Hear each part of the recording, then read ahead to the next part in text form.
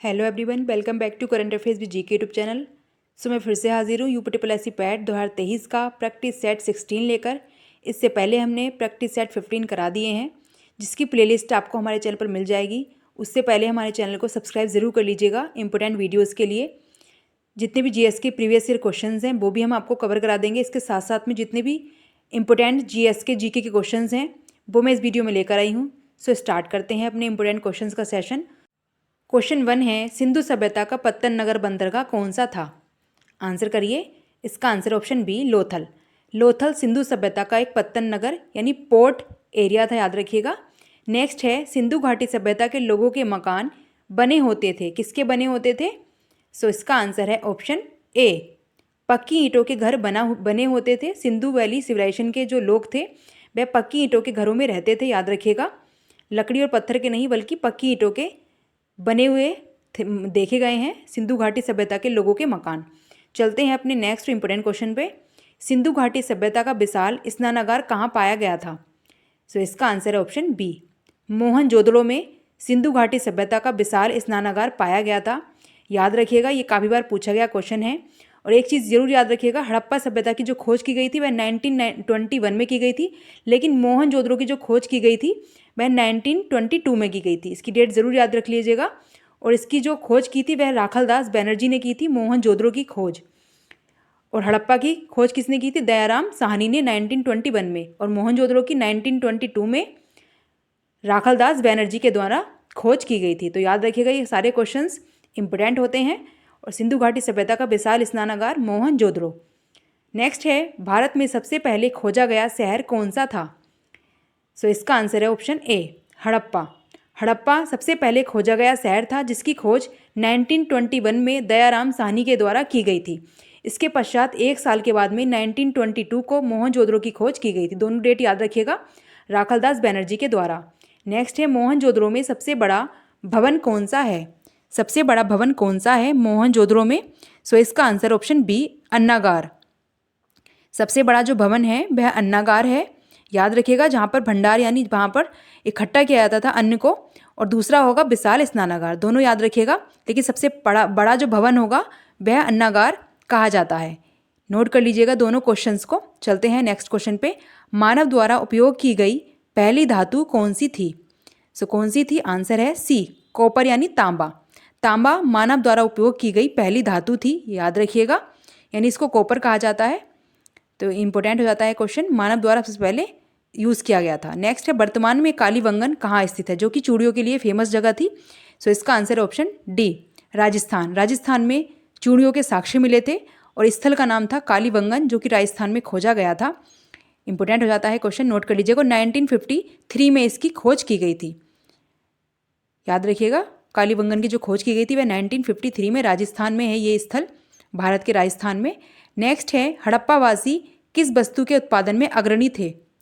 किस वस्तु का उत्पादन करते थे? आंसर है इसका ऑप्शन सी, कपास।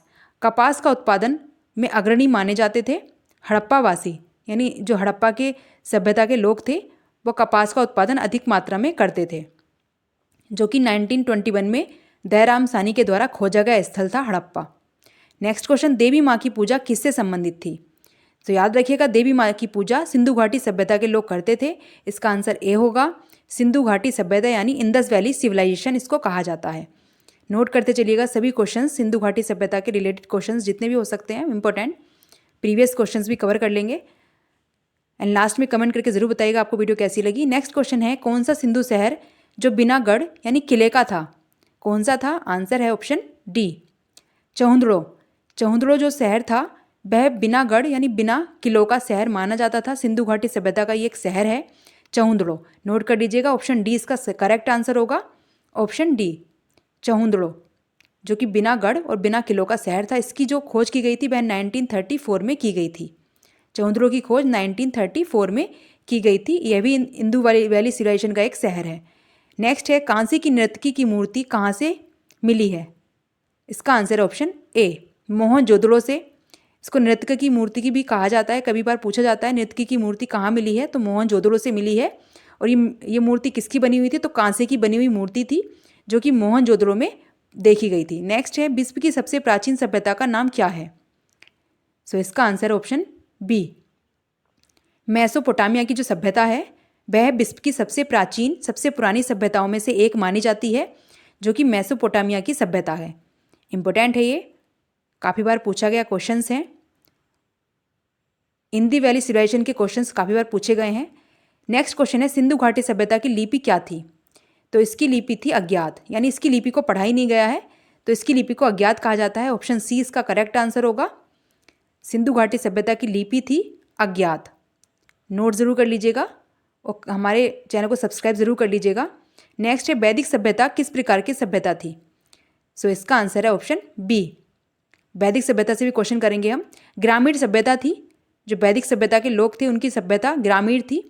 और अभी हमने इंडस वैली सिविलाइजेशन के बारे में पढ़ा, तो वहाँ की सभ्यता नगरीय थी। दोनों याद रखिएगा, वैदिक सभ्यता ग्रामीण थी और सिंधु वैली सिविलाइजेशन जो सभ्यता थी वह नगरीय थी, वहाँ पर नगर थे, याद रखिएगा। सारे इंपोर्टेंट हैं क्वेश्चंस। आर्यों की भाषा क्या थी? आर्यों की भाषा कैसी थी? तो इसका आंसर है ऑप्शन सी संस्कृत। आर्यों की जो भाषा थी वह संस्कृत थी। इंपोर्टेंट है यह भी क्वेश्चन। आर्य भारत में सर्वप्रथम कहाँ आकर बसे थे? सो कहाँ आकर बसे थे? आंसर है ऑप्शन सी सप्त सिंधु क्षेत्र में आकर बसे थे सर्वप्रथम। जब आर्य भारत में प्रवेश किया था तो सबसे पहले वे सप्त सिंधु क्षेत्र में आकर बसे थे। नोट करते चलिएगा क्वेश्चंस के आंसर और सब्सक्राइब ज़रूर कर लीजिएगा हमारे चैनल को इसी तरह के इंपॉर्टेंट क्वेश्चंस के लिए। चलते हैं अपने नेक्स्ट और इंपॉर्टेंट क्वेश्चंस के साथ। क्वेश्चन 16 कर लिए हैं, कुछ क्वेश्चंस और हैं। क्वेश्चन नेक्स्ट है वैदिक लोग द्वारा किस धातु का प्रयोग किया जाता था? सो इसका आंसर है ऑप्शन डी। यहाँ पर भी तांबे का प्रयोग होता था। वैदिक लोग भी तांबे के प्रयोग के बारे में अधिक जानते थे, तो वहाँ के लोग भी कॉपर का ही यूज़ करते थे। डी आंसर होगा इसका, तांबा। और सिंधु वैली सिविलाइजेशन के लोग भी तांबे को ही अधिकतर जानते थे, तो वहाँ भी आंसर हमने डी बोला था, तांबा। दोनों को याद रखिएगा। सिंधु वैली सिविलाइजेशन में भी तांबा यूज़ करते थे अधिकतर लोग, यानी पहली जो सर्वप्रथम देखा गया था तांबे के बारे में जानते थे, और वैदिक लोग भी तांबे के बारे में। नेक्स्ट है वैदिक आर्यों का प्रमुख भोजन क्या था? सो इसका आंसर है ऑप्शन बी। दूध और उसके उत्पाद प्रमुख भोजन माने जाते थे वैदिक आर्यों के, यानी वैदिक सभ्यता के जो लोग थे वह दूध और उसके बने उत्पादों का भोजन करते थे, क्योंकि पशुपालन करते थे, इसी वजह से यहाँ पर अधिकतर देखा गया है। आर्य शब्द का शाब्दिक अर्थ क्या है? आर्य शब्द का शाब्दिक अर्थ क्या है? इसका आंसर है ऑप्शन बी। श्रेष्ठ या कुलीन वर्ग को आर्य कहा जाता था, यानी आर्य शब्द का जो शाब्दिक अर्थ है वह होता है श्रेष्ठ या कुलीन। नेक्स्ट है ऋग्वेद आर्यों का मुख्य व्यवसाय क्या था? सो इसका आंसर है ऑप्शन सी पशुपालन। मैंने बताया आपको, दूध का उत्पादन यानी दूध का सेवन करते थे, तो पशुपालन यानी पशुओं को ज़्यादा पालते थे और इसी के उत्पादों को वो पशु से जो मिलता है यानी दूध वगैरह या इसके बने उत्पादों का वे सेवन करते थे, यानी अधिकतर वो भोजन में यही लेते थे। प्रसिद्ध गायत्री मंत्र किससे लिया गया है? सो इसका आंसर है ऑप्शन डी। ऋग्वेद का जो 10वां मंडल है मुंडको उपनिषद से गायत्री मंत्र को लिया गया है या ग्रहण किया गया है, याद रखिएगा। इंपॉर्टेंट है ये क्वेश्चंस भी। 10वां मंडल याद रखिएगा। ऋग्वेद सबसे पुराना वेदों में गिना जाता है।